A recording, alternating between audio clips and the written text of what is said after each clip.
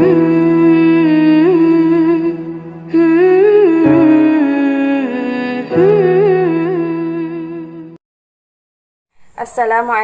warahmatullahi wabarakatuh.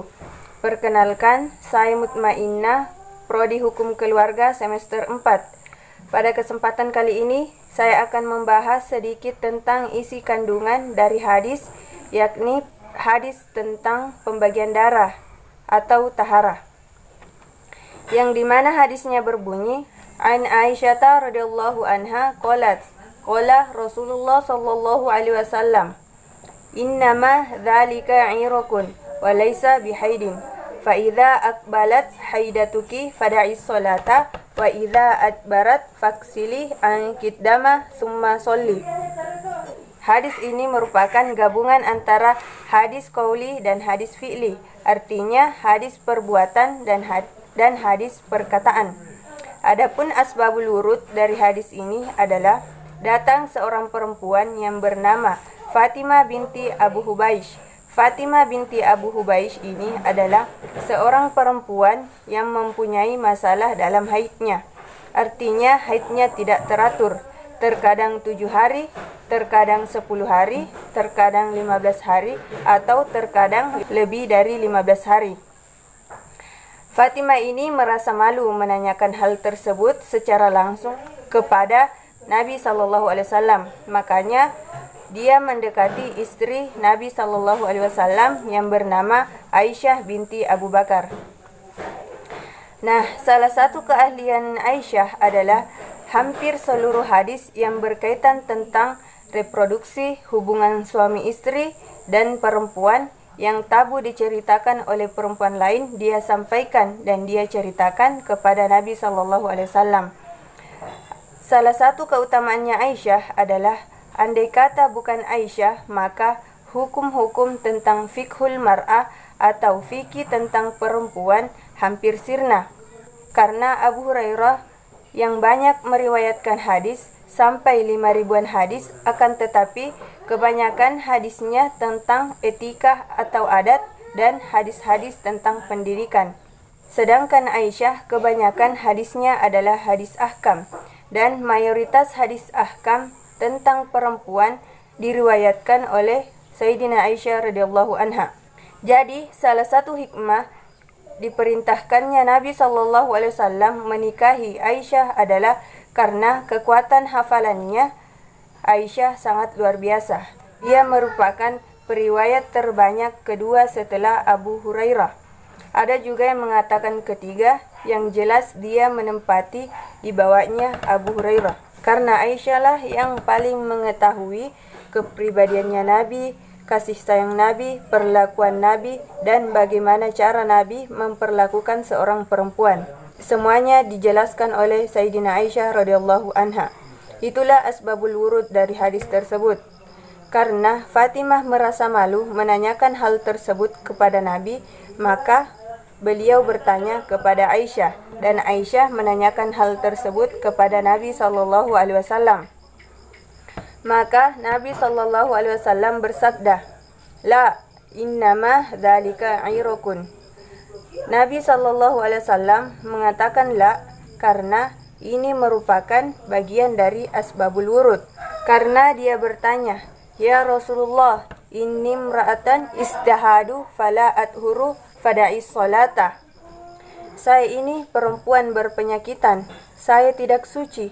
Apakah saya boleh meninggalkan salat? Nabi SAW menjelaskan, La, tidak. Anda tetap harus salat. Innama dzalika 'irakun. Karena itu adalah darah penyakit. Walaysa bihaidin. Dan bukan darah haid.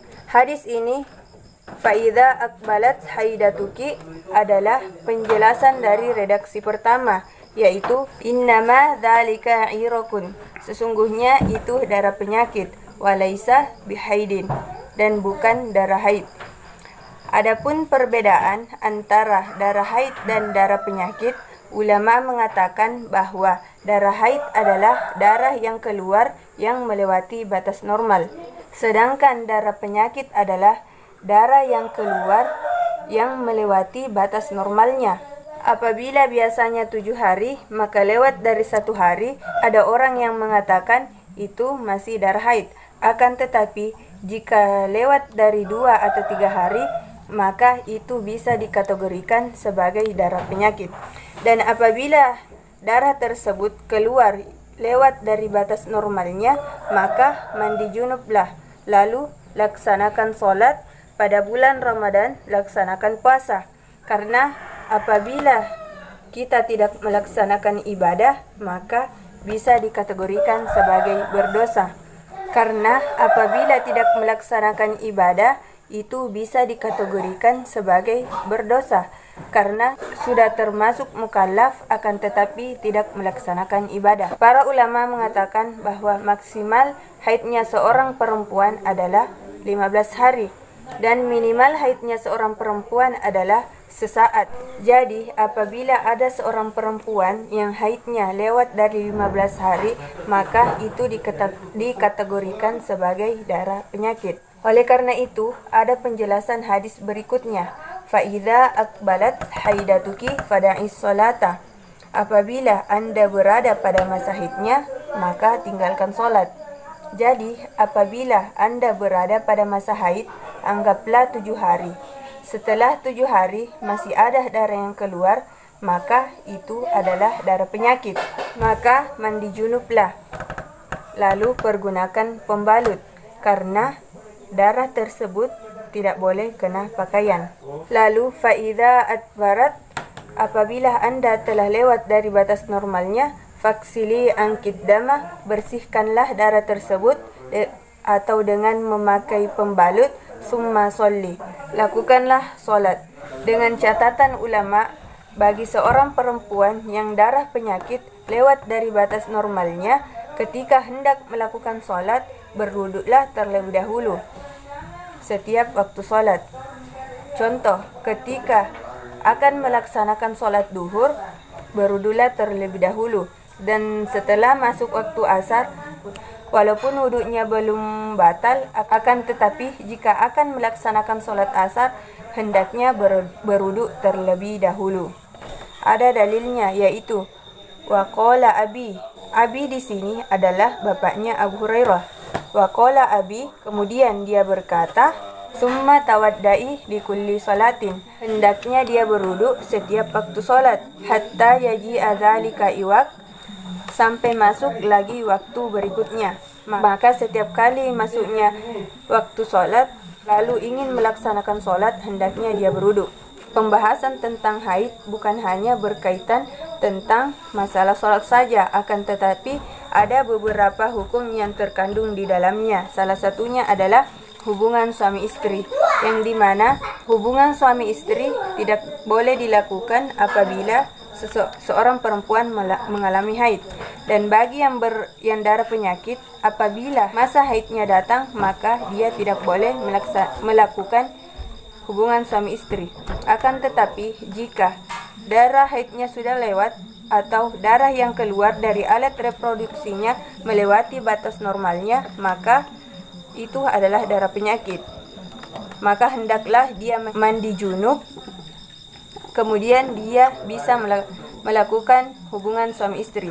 Kemudian berikutnya, hukum yang terkandung di dalamnya adalah memasuki masjid. Bagi seorang perempuan yang haid dilarang memasuki masjid. Akan tetapi bagi seorang perempuan yang darah penyakit, maka diperbolehkan memasuki masjid dan dapat melaksanakan sholat berjamaah. Hukum berikutnya adalah tawaf ibadah. Jika darah haid, tidak diperbolehkan tawaf ibadah, karena tawaf ibadah adalah rukun dari haji. Akan tetapi bagi yang darah penyakit diperbolehkan untuk melaksanakan tawaf ibadah. Kemudian hukum yang terkandung di dalamnya juga termasuk dilarang membaca Al-Quran ataupun memegang Al-Quran. Akan tetapi diperbolehkan berzikir dengan niat tidak membaca Al-Quran. Adapun lanjutan hafalan hadis yaitu tentang janabah yang berbunyi, An Aisyah radhiyallahu anha annaha qalat kuntu aksilu ana wa Rasulullah sallallahu alaihi wasallam fi ina'in wahidin minal janabah, rawahu Rawahu Banu Huzaimah, yang artinya saya pernah mandi bersama Nabi sallallahu alaihi wasallam dalam satu bejana. Hadis riwayat Ibnu Huzaimah. Mungkin itulah yang bisa saya sampaikan. Terima kasih. Assalamualaikum warahmatullahi wabarakatuh.